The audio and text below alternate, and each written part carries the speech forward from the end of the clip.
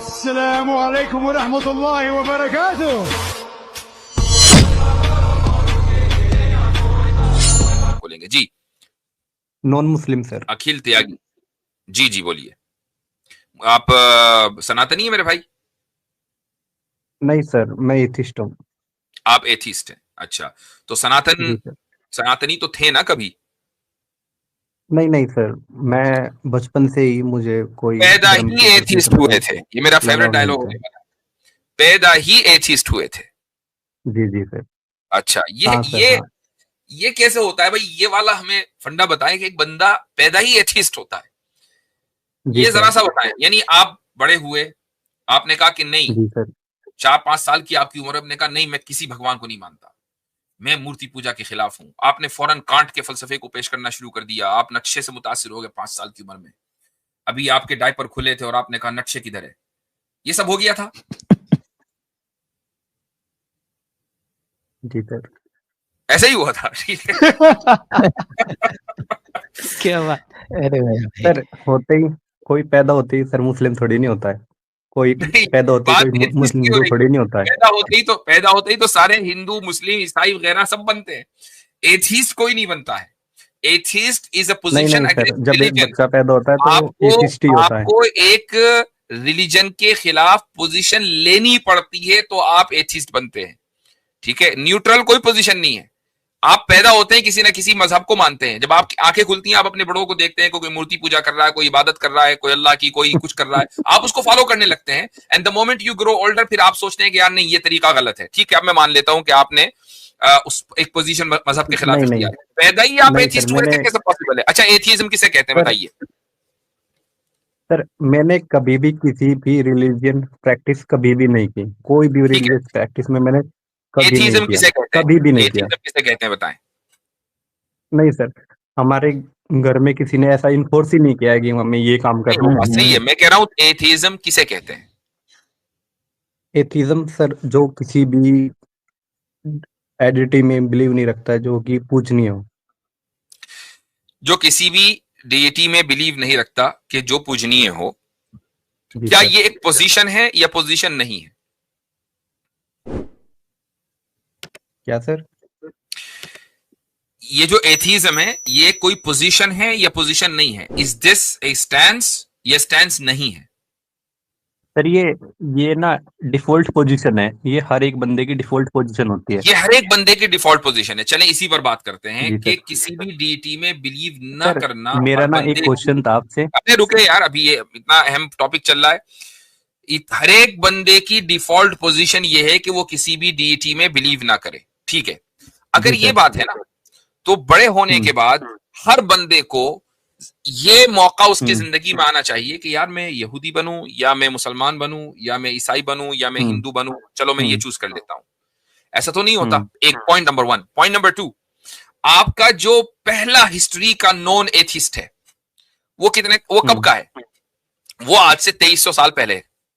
आज से 2300 साल पहले, यानी जीसस से 300 साल पहले डेमोक्रेटस पहला नॉन एथिस्ट है, ठीक है। उससे पहले एथिस्ट की कोई हिस्ट्री मिलती नहीं है।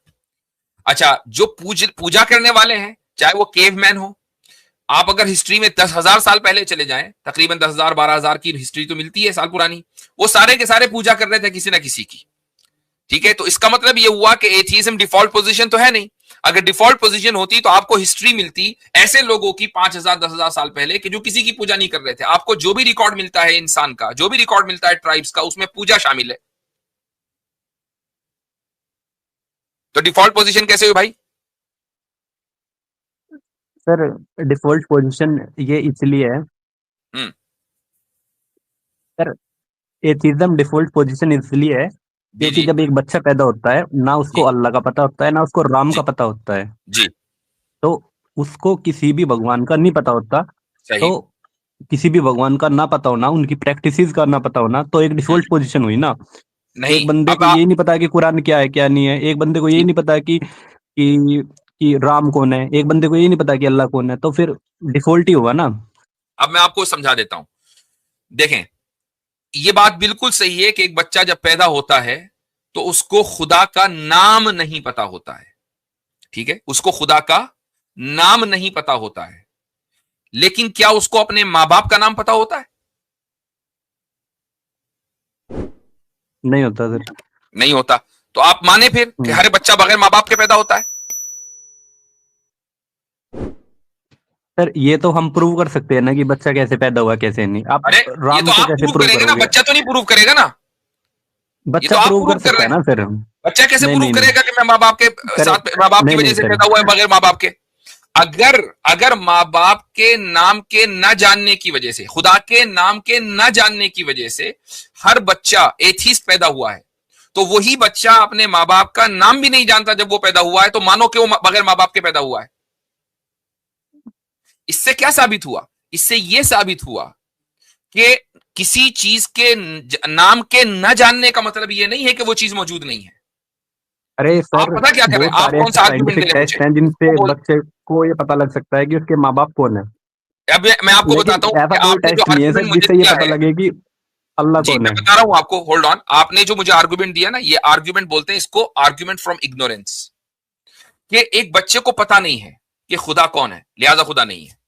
तो ना जानना आपके नजदीक दलील है, जबकि दलील आर्ग्यूमेंट होता है जानने की बुनियाद पर, ना जानने की बुनियाद पर नहीं होता। ये आर्ग्यूमेंट फ्रॉम इग्नोरेंस है। तो कोई भी बच्चा, मुमकिन ही नहीं है कि वो एथीस्ट पैदा हो जाए, पॉसिबल नहीं है। और आप जो तो आप एथीस्ट बने ना, मैं बताऊं आपको आप क्यों एथीस्ट बने। तो आपके अकॉर्डिंग सर अगर तो सर आप आपके आपकी अकॉर्डिंग बात वो में मान बच्चा लेता हूं, हिंदू होता है मुसलमान होता है? समझ रहे हैं, आपकी, समझ रहे हैं। हाँ मैं बता रहा हूं आपको, आप जो एथीस्ट बने हैं ना वो, जी सर। और आपकी बात में मान लेता हूं कि आपको किसी, कभी आपके घर वालों ने फोर्स नहीं किया कि आप किसी की पूजा करें, वो तो आप अपने घर वालों की वजह से एथीस्ट बने हैं। अगर आप किसी ऐसे माहौल में पैदा हो जाते कि जहां पूजा चल रही होती, जहां मंदिरों में जाया जा रहा होता और वालिदैन आपको फोर्स करते, तो आप आज एथीस्ट ना होते, आप हिंदू होते। अब आपका ये सवाल, अब आपका ये सवाल कि बच्चा हिंदू पैदा होता है या मुसलमान, और अभी थोड़ी सी जो एक 0.1 सेकंड की आपने हंसी हंसी थी ना, तो अभी इस हंसी को मैं गम में बदलता हूं। जी सर। आपको गम नहीं देना है, लेकिन यह कि मैं आपके जी सर। सवाल का जवाब दे रहा हूं। वो ये कि हमारा ये दावा है ही नहीं कि हर बच्चा मुसलमान पैदा होता है, ये हमारा दावा नहीं है। अगर कोई शख्स ये दावा करता है तो उसको दीन की सही समझ नहीं है। मैं, आप हो सकता है कि आपने किसी की तकरीर सुनी हो कि हर बच्चा मुसलमान पैदा होता है, उसको दीन की, हदीस की सही समझ नहीं है। हदीस में जो अल्फाज है वो ये कि हर बच्चा फितरत के ऊपर पैदा होता है, कुल्लु मौलूदिन जाकिर यूलदु नाइक अलल कह रहे थे फितरत। सर। ठीक है, जाकिर फितरत के नाइक ऊपर, सर कह रहे थे। हाँ सुनिए मैं बता रहा हूं, फितरत के ऊपर पैदा होता है। वो फितरत क्या है? फितरत में 4-5 चीजें आती हैं और हर बच्चे के अंदर वो चीजें पाई जाती हैं। आप उठा के देख लें। अब मुझे आप सवाल का जवाब देते जाएं, प्लीज फॉलो मी, ताकि सब लोगों को जो है वो बात क्लियर हो जाए। मुझे बताएं जी सर। एक ऐसा बच्चा कि जिसको बड़े होने के बावजूद पाकी से, यानी सफाई सुथराई से नफरत है। कोई बच्चा है ऐसा? सफाई से सर? नहीं हाँ, सर। सफाई सुथराई। सारे बच्चे सफाई सुथराई पसंद बड़े होकर हो जाते हैं। बचपन में तो कुछ पता ही नहीं होता, लेकिन जैसे जैसे वो बड़े होते हैं सफाई को पसंद करते हैं, वो किसी भी लेवल की हो। ठीक है ना?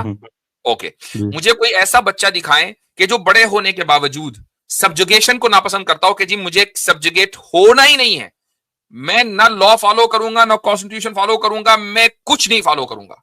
कोई है ऐसा? सर ऐसे तो बहुत होते हैं, ऐसे तो नहीं, बहुत हैं सर, पाकिस्तान में मुझे तो बताएं बहुत है। कौन, मुझे बताएं। नहीं, हमारा पाकिस्तान से कोई ताल्लुक नहीं है। मुझे ये बताएं कि जंगल राज उसको है सर वहां पे तो। वो ग्लोरीफाई, मैं बता रहा हूं जो चोर है ना वो भी लॉ को फॉलो करता है, दहशतगर्द है ना वो भी लॉ को फॉलो करता है। अपने कल्ट के हर एक के लॉ होते हैं, आपको इन पॉलिसीज को फॉलो करना पड़ता है, तभी आप कल्ट का जो हिस्सा बनते हैं। ऐसा पॉसिबल ही नहीं है। सर वो लॉ को फॉलो नहीं करते, वे लॉ को तोड़ते हैं। वो ठीक है, वो लॉ को तोड़ते हैं अपना लॉ बनाकर, लेकिन करेंगे लॉ फॉलो ही, अपना लॉ करेंगे, मुल्क का लॉ तोड़ेंगे। सर उनका लेकिन कोई ये मुमकिन नहीं कॉन्स्टिट्यूशन है। थोड़ी नहीं है कि वो कोई वो ठीक है, लिखा लॉ हुआ का है। मतलब, लॉ का मतलब है उसूल जाब्ते। चोर का एक उसूल होता उन है कि भाई रात को ही चोरी करेंगे और ये पॉलिसी फॉलो करेंगे। सर दिन में भी मर्डरर का होती भी है चोरी तो। मर्डरर का भी एक उसूल होता है, हर एक आदमी सब्जुगेशन के साथ पैदा होता है, बगैर सब्जुगेशन के आप जिंदगी गुजार ही नहीं सकते। हर इंसान के अंदर सब्जुगेशन होता है। नहीं सर ये बात तो गलत है सर आपकी। मैं तो मिसालों से साबित कर रहा हूं। आप मान लो दहशतगर्द ग्रुप ज्वाइन करो, उसकी कुछ ना कुछ शर्तें होंगी नहीं? आप अगर सर ये टेररिस्ट हो, शर्तें चेंज होती रहती है ना, नहीं नहीं होल्ड ऑन, कुछ आप अगर होती हैं टेररिस्ट, फिर चेंज आप हो अगर एक जाती है। टेररिस्ट ग्रुप ज्वाइन करेंगे तो उस टेररिस्ट ग्रुप की कोई ना कोई शर्तें तो होंगी ना कि इन शर्तों पर आप ज्वाइन कर सकते हैं। बताओ, होंगी या नहीं होंगी? सर वो कांस्टेंट थोड़ी नहीं रहेंगे, वो तो चेंज अच्छा, होती वो रहती अलग है। बात है, वो अलग बात है कि वो कांस्टेंट रहे नहीं, लेकिन उसकी शर्तें होंगी। उस टेररिस्ट ग्रुप का कोई ना कोई लीडर होगा कि नहीं? जी सर। बस आप उस लीडर के मातहती में काम करेंगे। वो प्रेसिडेंट नहीं होगा, प्राइम मिनिस्टर नहीं होगा, वो कॉन्स्टिट्यूशनल पोजीशन पर नहीं होगा, लेकिन लीडर होगा। उस लीडर के तहत आपको काम करना पड़ेगा, वरना आप आउट, या आपको खत्म कर दिया जाएगा। आप उनके किसी काम के नहीं है। सब्जुगेशन भी हर एक की फितरत में है, ठीक है। हाँ अब मैं तीसरी चीज जी। बताता हूं। मुझे एक आदमी की मिसाल दो जो ये कहे कि मुझे इंसाफ और जस्टिस बिल्कुल पसंद नहीं। सर जो अपने आप को कानून से ऊपर समझता हो, जैसे कोई उसको डिक्टेटर भी हो। वो इंसाफ ही समझता है। वो ये कहेगा यही इंसाफ है कि मैं कानून से अबव हूं। मसलन प्रेसिडेंट अबव द लॉ है। आपकी कंट्री का जो प्रेसिडेंट है वो अबव द लॉ है। जी सर। आप उसको या अदालत में नहीं ला सकते, लेकिन उसका अबव द लॉ होना ही लॉ है। कैसर भाई कमेंट में है, उनको जरा सा लीजिए भाई। कैसर भाई कमेंट में है, उनको जरा सा लीजिए। जी हजरत, जी, जी जी आप तो कंटिन्यू रखें। प्रेसिडेंट का अबव द लॉ होना ही लॉ है। वो भी कानून से, वो भी कानून ही के तहत है। कोई आदमी ये सर नहीं कहेगा कि मुझे ना इंसाफी पसंद है और इंसाफ पसंद नहीं है। कोई नहीं सर ऐसा। जितने भी हिटलर भी, रिलीजियस पर्सन होते हैं ना दुनिया में, हिटलर ने मसलन 6 मिलियन इंक्लूडिंग मारे। यू। सुनिए, धीरे हिटलर ने रखिए मसलन 6 मिलियन मारे। सुन लीजिए मेरी बात। हिटलर ने 6 जी सर। मिलियन मारे, लेकिन उसने कहा कि इन 6 मिलियन को मारना इंसाफ है, मैं इसलिए मार रहा हूं। ये नहीं कहा उसने कि मैं ना इंसाफी कर रहा हूं इनके साथ। इंसाफ के नाम पर 6 मिलियन मारे, ठीक है। तो हर आदमी जी इंसाफ पसंद भी होता है, ठीक। तो ये जो और भी 2-3 चीजें हैं, मैं मुख्तसर कर रहा हूं। ये जो सारी आदतें हैं, ये जो सारी मोरालिटीज हैं, हर बच्चा इन मोरालिटीज के साथ पैदा होता है, ये फितरत है। और इन मोरालिटीज की जो आला तरीन तालीम है कि इन मोरालिटीज को एक इंसान पर्सनल लेवल के ऊपर, सोसाइटी के लेवल के ऊपर, फैमिली लेवल के ऊपर, सिविलाइजेशन के लेवल के ऊपर सबसे ज्यादा अगर प्रिजर्व करने का जो कानून और तालीम दी गई है वो इस्लाम में दी गई है। इसलिए लोग लूज ट्रांसलेशन ये कर देते हैं कि हर बच्चा मुसलमान पैदा होता है। सही ट्रांसलेशन ये नहीं है। That's the case. अब आप, ये सारी बात तो हमारी क्लियर हो गई, और ये भी साबित हो गया कि एथीज्म एक डिफॉल्ट पोजीशन नहीं है, बल्कि एक नहीं सर, रिवोल्ट, ये एक रिवोल्ट साबित नहीं हुआ पोजीशन है। डिफॉल्ट नहीं, एक रिवोल्ट पोजीशन है। जी सर। डिफॉल्ट पोजीशन है, इसके लिए मैं बताता हूँ आपको। हम्म, सर हर एक बंदा, हर एक व्यक्ति इस दुनिया में एथिस्ट है, इंक्लूडिंग यू। ओके। आप भी सर 99% एथिस्ट हैं, वो मैं बताता हूँ कैसे है। सिर्फ 1% है सर आपका जो आप रिलीजियस हैं। जी वो इसलिए सर क्योंकि आपको दुनिया में जितने भी धर्म हैं, जितनी भी आइडियोलॉजी हैं, सभी में कमी दिखती है एक्सेप्ट इस्लाम। ठीक है सर, आपको इस्लाम परफेक्ट दिखता है, बाकी जितने भी धर्म है आपको उनमें साफ साफ कमी दिखती है। आप जब हिंदुइज्म की बात आती है, क्रिश्चियनिटी की बात आती है, तो आपको पूरा लॉजिक समझ में आता है कि ये धर्म जितने भी हैं ये लॉजिक पर खड़े नहीं उतरते। जैसे हिंदुइज्म है, क्रिश्चियनिटी है, आप लॉजिक से बात करते हैं और लॉजिक पे उनको खरा उतरने पे आपको लगता है कि ये खरा नहीं उतरते, इनवैलिड होते हैं हमें। लेकिन जब इस्लाम की बात आती है तो आपका लॉजिक भाड़ में चला जाता है, आपको लॉजिक से कोई मतलब ही नहीं है। आप सिर्फ और सिर्फ जो कहानियां हैं, किस्से हैं, उनमें यकीन रखते हैं। और दूसरे धर्म की बात आती है तो आपको लॉजिक समझ में आता है। तो सर अब केस दो ही हो सकते हैं कि या तो सर कोई आपके जहनी और दिमाग में कोई प्रॉब्लम हो कि आपको समझने में दिक्कत हो रही है इस्लाम को, और आपको वो अच्छा दिखाई दे रहा है, और हो सकता है सर कि आप जानबूझकर ये कर रहे हैं। तो सर दो ही पोजीशन हो सकती हैं कि या तो आप जानबूझकर करते हैं दूसरे धर्मों को, तो आपको समझ में आता है कि इनमें इन लॉजिक है, ये दिक्कत है, ये दिक्कत है, और आप उनको नकार देते हैं। लेकिन जब इस्लाम की बात आती है तो आप जानबूझकर अपने दिमाग को बंद कर लेते हैं, या फिर जानबूझ के नहीं करते, तो या फिर आपके दिमाग में कोई दिक्कत है। ओके। तो दो ही कंडीशन हो सकती है ना सर। नहीं, एक तीसरी कंडीशन भी हो सकती है, और वो ये कि सर दिक्कत आपके सर दिमाग क्वेश्चन में पूरा हो। हो जाने दीजिए सर। नहीं नहीं, सर क्वेश्चन दिक्कत आपके दिमाग में हो, और हम जानबूझकर ये तो लॉजिक दिखा रहे हो कि देखो दूसरे धर्मों के अंदर क्या प्रॉब्लम है। जाहिर सी बात है कि हम जानबूझकर करेंगे, सोकर तो करेंगे नहीं, बेदारी की हालत में करेंगे, दूसरे जो धर्म है उनको एक्सपोज करेंगे, उनकी लॉजिकल और इरेशनल पोजीशन को। और हम चाहकर भी हमने अपने मजहब में इलॉजिकल कोई चीज ढूंढ रहे हो और हमें मिल ना रही हो, ये भी तो मुमकिन है। तो अब दिक्कत तो आपके दिमाग में होगी ना भाई। सर मेरे दिमाग में दिक्कत इसलिए नहीं है क्योंकि मुझे हर एक धर्म में सारी चीजें दिखाई देती हैं, सारी इलॉजिकल चीजें दिखती हैं सर मुझे, लेकिन अच्छा, आपको सिर्फ एक में नहीं दिखती, आपको सभी और में दिखती है। क्योंकि और भाई आपने जो मेरे ये भाई स्क्रिप्ट पढ़ा है ना, आपने जो ये स्क्रिप्ट पढ़ा है ना, ये स्क्रिप्ट रिचर्ड डॉकिंस ने हारिस सुल्तान को सिखाया और हारिस सुल्तान ने आपको सिखा दिया।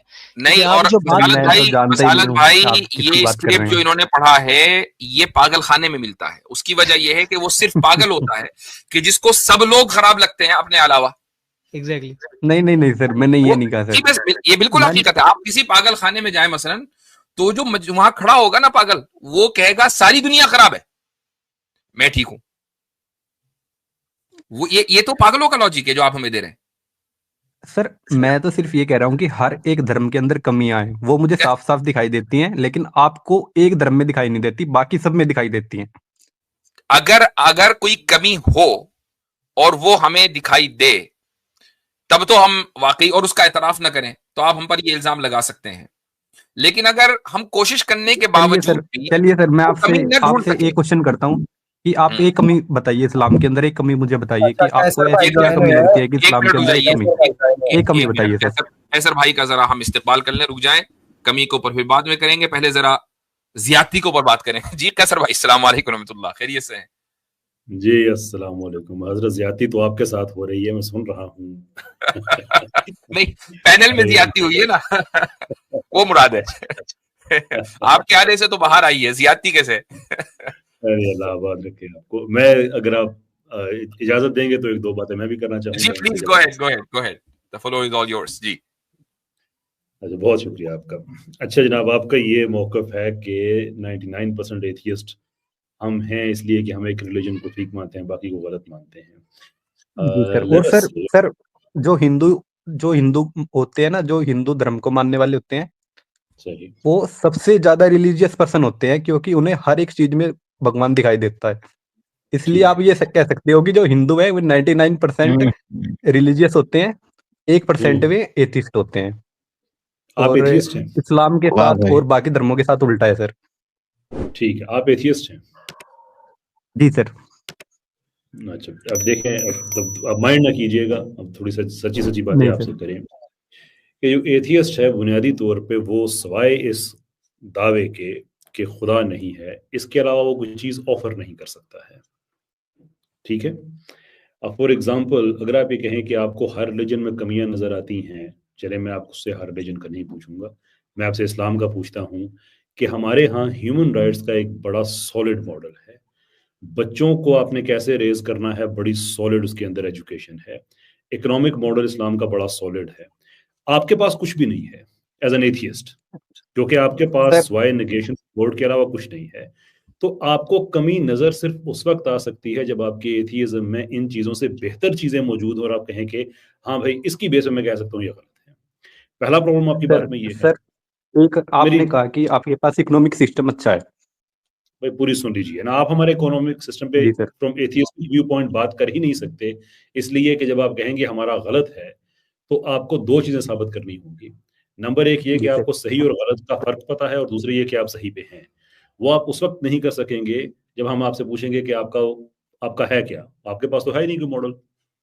अब जो आपने बात कही अगली कि 99% वाली, अब मुझे बताइए कि अगर आपके पास, आप शायद इंडिया से हैं, 100 रुपए का एक इंडियन नोट, आई बिलीव 100 रुपए की डिनोमिनेशन है वहां पे, अगर 99 नोट आपके पास जाली निकलते हैं और एक नोट असली है आपके पास, तो आप इस बेस पे कि 99 नोट जो है वो जाली हैं, एक जो असली है उसको भी डिनाई करेंगे, और डिनाई करने के बाद खुद को अक्लमंद भी कहेंगे आप?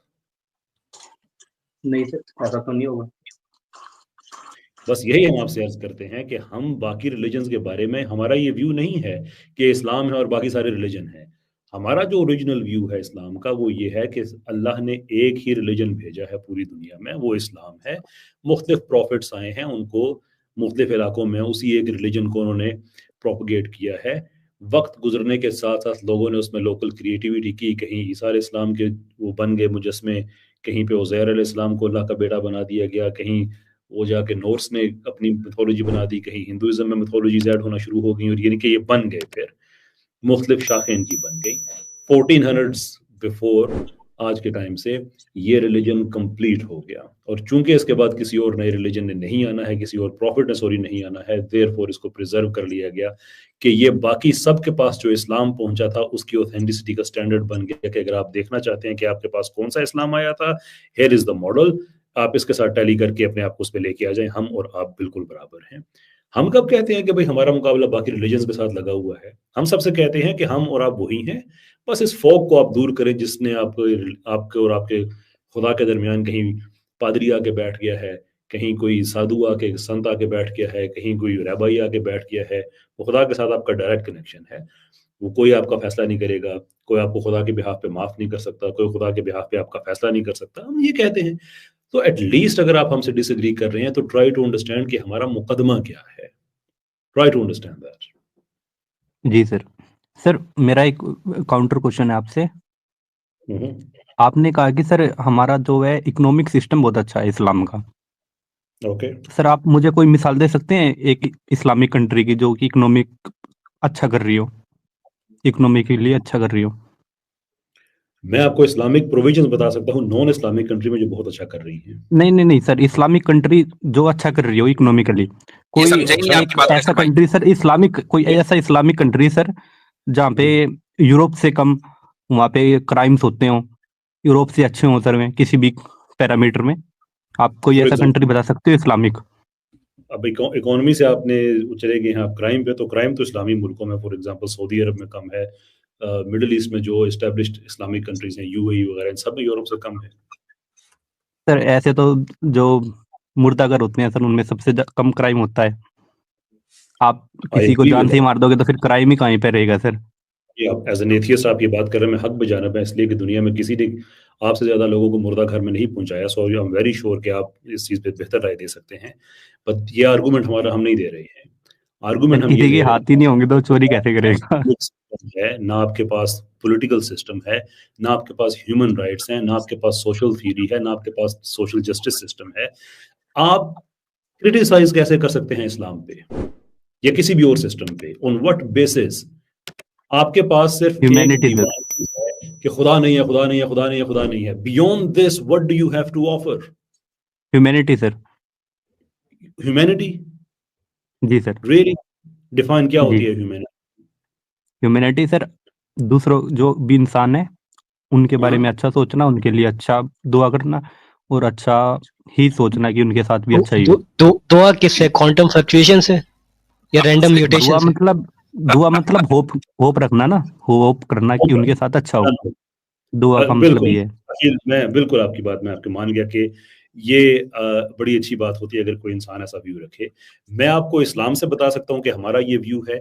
आप मुझे एथीज्म से बता दें, किसी ऐसे डॉक्यूमेंट से, किसी ऐसी फाउंडेशन अपनी से जो जिसमें सब एथियस्ट का इत्तेफाक है, किसी अपनी ये डिफॉल्ट पोजीशन होती है एक ह्यूमन बीइंग की। एथीज्म का व्यू है कि ऐसा होना चाहिए। जी सर। बताइए सर ये हर एक बंदे की डिफॉल्ट पोजीशन होती है कि वो ये चाहता है कि उसके साथ अच्छा हो। मेरे साथ अच्छा तब होगा सर जब मैं दूसरों के साथ अच्छा करूंगा। बिल्कुल गलत तो बात, ये एक डिफॉल्ट पोजीशन है अकॉर्डिंग टू मी। बिल्कुल गलत बात है। ये जो आप बात कर रहे हैं ये मोरालिटी नहीं है, ये यूटिलिटी है कि मेरे साथ अच्छा होगा तो मैं अच्छा करूंगा। मैं अभी स्क्रीन शेयर करके मैं आपको 8 महीने के बच्चे, उन पे जो एक्सपेरिमेंट किए गए हैं, इवन उन्होंने भी मोरालिटी शो की है। 8 महीने के बच्चे में कौन सा सेंस होता है कि मुझे मेरे साथ अच्छा करोगे तो मैं अच्छा करूंगा? बहरहाल आप अच्छा, जो ये वाली मोरालिटी कैसर भाई जानवरों में क्यों नहीं होती? जी, ये वाली मोरालिटी के दूसरों के लिए होप करना, इन्होंने कहा ना कि भाई ह्यूमैनिटी ये वो, तो ये जानवरों में क्यों नहीं होती? क्यों भाई? हाँ, जहां तक इनका ताल्लुक है इंसानों और जानवरों में कोई फर्क नहीं है तो कोई फर्क नहीं होना चाहिए ना। आप तो एथीस्ट है। एथीस्ट का मतलब ये है कि हम तो बस एनिमल किंगडम में एक उस किंगडम का एक हिस्सा है। तो जैसी हमारी मोरालिटी वैसी उनकी भी मोरालिटी होनी चाहिए। तो हम तो ऑब्जेक्टिवली किसी एक चीज को अपहोल्ड कर रहे हैं, वो तो कुछ भी नहीं कर रहे हैं। ये जो आप कह रहे हैं डिफॉल्ट पोजीशन एथिस्ट है और सारे एथिस्ट एक तरह सोच रहे हैं, ये कैसे पॉसिबल हुआ बगैर किसी डीईटी के? जी सर, जी मैं बताता हूँ सर इसके बारे में भी आपको। सर आप पुराने टाइम की बात करोगे, बहुत पुराने टाइम की बात करोगे, तो उस टाइम में जो है दूसरों का खाना खोसना, उसके बीबी को, बच्चों को, अपने उसको मार के उसकी बीबी बच्चों को खोस लेना, ये हाँ, सब वही सर जो नोवाल कॉमन होता हरारे था। ने लिखा, वही बातें सारी, ये सब कॉमन होती थी सर जी जी पहले जी। के टाइम में। वो जो जैसे सर हम नोवाल ने इवॉल्व लिखा ना, करें वही हमारे सारी पास, नोवाल हरारे ने लिखा, वहीं से बात कह रहे हैं ना आप? सर ये कॉमन सेंस है सर, ये तो एक आप ये कह सकते हो कि ये तो आपने कॉमन नोवाल सेंस है हरारे सभी ने। आपने नोवाल हरारे की किताब पढ़ी है? नहीं सर, मैंने ऐसा कुछ नहीं पढ़ा। ऐसा नाम मैं भी सर नहीं सुना? वैसे नहीं सर, चले ठीक है, हम आपने थोड़ी देर के लिए हम आपको ये सच्चा तो मान मेरी लेते सर हैं। कॉमन सेंस है कि हम जी, भी पहले जानवरों की तरह ही बर्ताव करते थे। अच्छा, मोरालिटी नाम की कोई तो ऐसी भाई चीज इसमें थी नहीं पीछे ये क्या हमारे कॉमन है? अंदर। सेंस है, ठीक और है। खेल सर दूसरों को मार के उनका खाना भी खाते थे हम, याकी ऐसा नहीं है, साहब, इंसान को मार के याकी इंसान को भी साहब, खाते थे। अरे तो जी, साहब इतना ये तो है नहीं कि सर एक मिनट, हमेशा इनके साथ इवॉल्व हुए हम। होल्ड ऑन जी कसर भाई। हम थोड़ी रिलेटेबल बात कर लेते हैं ना, आप इतने पीछे क्यों जाते हैं कि बहुत पहले ऐसे होता था? मैं आपको नहीं नहीं बताता हूँ सर, अभी कि भी बहुत पिछले ऐसी 100 साल जगहें हैं में, जहाँ पे इंसान को मार के खाया जाता है, एक ऐसी मेरी बहुत बात सारी कम्युनिटी हैं। पिछले 100 साल के अंदर अंदर एथियस्ट्स ने होल्डोमोर में 3.7 मिलियन से लेकर अराउंड 6 मिलियन लोग उन्होंने मारे। चाइना में उन्होंने भूख से ऐसे लोग मारे। उन्होंने रिलीजियस परसिक्यूशन की, उन लोगों ने ग्रेट परजेस किए, उन लोगों ने लॉज ऑफ रिलीजियस अफिलिएशन बनाए 1929 में, लीग ऑफ मिलिटेंट एथियस्ट बनाए 1925 में, कत्लेआम किया। मुख्तलिफ अदाद-ओ-शुमार के मुताबिक अराउंड 100 मिलियन के लगभग लोग हैं जो आप लोगों ने, इनके एथियस्ट ने मारे पिछले 100 साल में। आप मुझे जी सर। एथियज्म के किसी एक उसूल के मुताबिक बता दें कि यह गलत था। सर मैं बहुत बता तो रहा हूँ सर आपको, ह्यूमैनिटी के अकॉर्डिंग ये सब गलत था। Where is that document of humanity जिस पे आप सब जी, एग्री करते हैं? ह्यूमैनिटी सर एक कॉमन सेंस होती है ना एक बंदे के अंदर, जो कि मैं इवॉल्व हुई है मुसलमान हमारे हूं, अंदर।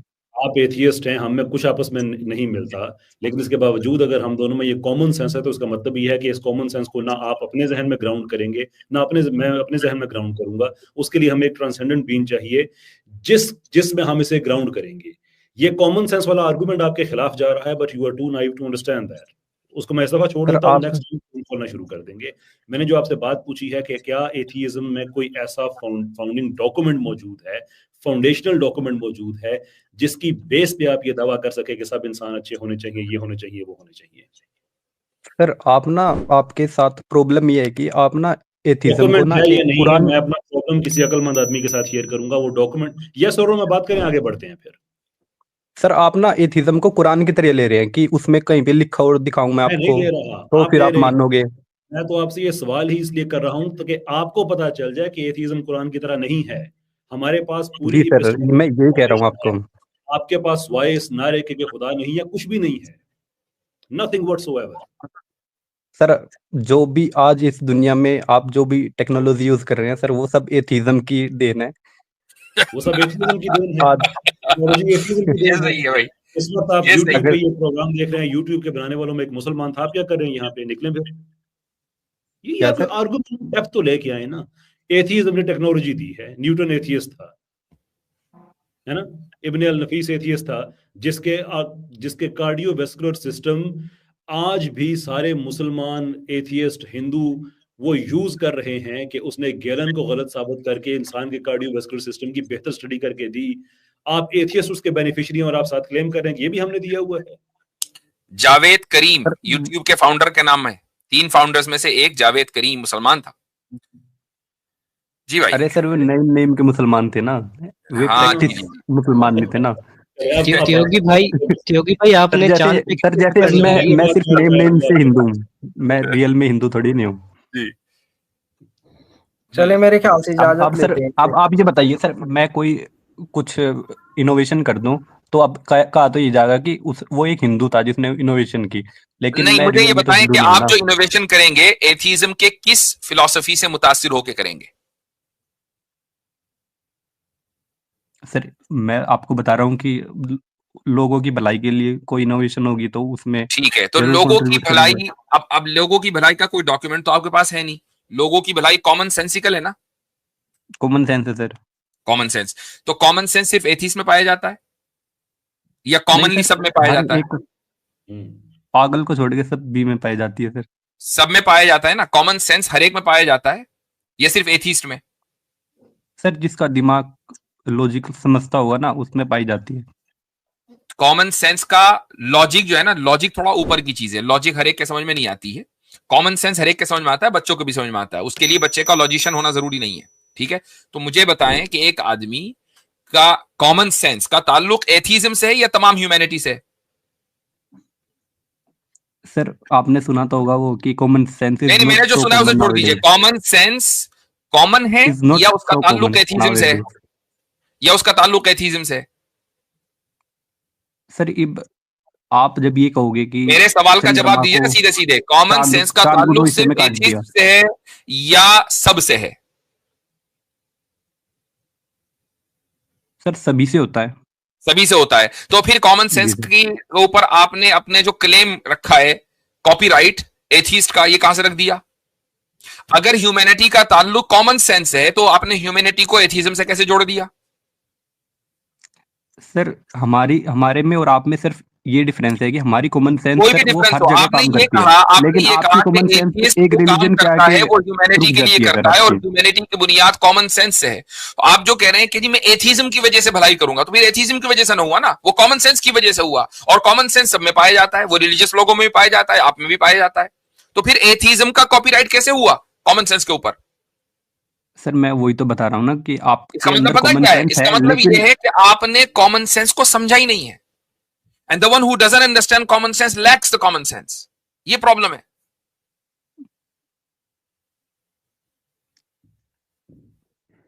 सर आप में और हमारे अंदर या एथिस्ट के अंदर कॉमन सेंस का ये डिफरेंस है कि आपके अंदर भी कॉमन सेंस है, हमारे अंदर भी है, लेकिन आपकी कॉमन सेंस एक प्लेस पे आके रुक जाती है, अच्छा हमारी वो ठीक, रुकती नहीं है, हमारी आपकी हर रुकती जगह नहीं, काम आपकी करती है। इवॉल्व करती रहती है। जी, तो आपकी हाँ एक प्लेस चले पे आके ठीक है। रुकती है सर। कॉमन तो फिर जो हमारी तो कॉमन सेंस रुक गई, आपकी इवॉल्व कर गई। तो जो आपकी इवॉल्व करी है तो वो तो अब कॉमन सेंस ना हुई ना, वो तो सिर्फ आपके साथ पाई जाती है, हमारे अंदर तो है नहीं वो। तो फिर वो कॉमन कहां हुई? हाँ सर, व्हाई आर यू जब कॉलिंग इट कॉमन? सर वो एक पर्टिकुलर सब्जेक्ट पे आके रुकती है ना आपकी। नहीं, होल्ड ऑन। आपने कहा आपकी कॉमन सेंस बढ़कर आगे निकल जाती है, हमारी वहीं रुक जाती है। तो आपकी जो बढ़कर आगे निकली है वो कॉमन तो ना हुई ना, क्योंकि कॉमन नहीं के सर लिए तो मैंने उसका ऐसा नहीं कॉमन कहा, होना जरूरी है। सर मैंने ऐसा नहीं कहा, सर अभी मैंने अभी ऐसा तो नहीं बोला कहा, आपने, आपने भी बोला सर मैंने कि भाई हमारी मैंने आगे ये बढ़ कहा गई, कि आपकी रुक गई। तो जब आपके आगे नहीं बढ़ नहीं गई है नहीं तो वो कॉमन कहां हुई? नहीं नहीं नहीं सर मैं दोबारा क्लेरिफाई कर देता हाँ हूँ। दोबारा मैंने ये करें। कहा कि हाँ, एक आपकी एक पर्टिकुलर सब्जेक्ट पे रुकती है आपकी, हाँ आपके अब आगे आपकी बढ़ती है ना। इवोल्व करती है, आपकी अच्छा, इवोल्व करती है, लेकिन एक पर्टिकुलर सब्जेक्ट पे आगे आपकी रुक जाती है, वो रुक जाती है। दैट्स मीन इस्लाम। जब ठीक, इस्लाम की बात आती है तो आपकी आपकी आगे काम बढ़ नहीं गई, करती। आपकी जो है वो तमाम सब्जेक्ट के ऊपर नजर है, तो वो कॉमन ना हुई ना। हाँ जी सर। भाई कॉमन तो कॉमन सेंस का मतलब है सब में जो चीज कॉमनली सब जगह पाई जाए, सब में पाई जाए। अब हमारी तो रुक गई, आपकी चल रही है, ठीक है, नॉन स्टॉप इन्फिनिटली आपकी चल रही है, तो फिर वो कॉमन कहां हुई? हजरत वो जो चल के आगे चली जाती है ना इनकी, वही तो सर्वाइवल ऑफ द अनफिटेस्ट होता है। सर तो मैं आपकी जो कॉमन सेंस है ना वो कॉमन नहीं है। सर इनफैक्ट वो आपकी जो सेंस ही कॉमन नहीं सेंस है ना है, इनफैक्ट वो और सेंस ही मेरी नहीं जो है, कॉमन दैट्स द सेंस है, पॉइंट। चलें जी, हो गई आपकी बात। चलिए सर, चलिए सर।